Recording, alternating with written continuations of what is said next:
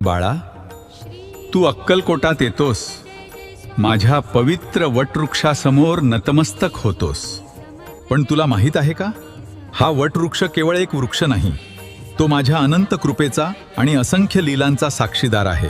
या वटवृक्षाच्या छायेखाली अनेक दुःखी जीवांना आधार मिळाला, अनेकांच्या डोळ्यांतील अश्रू थांबले आणि निराश मनांना नवजीवन मिळाले.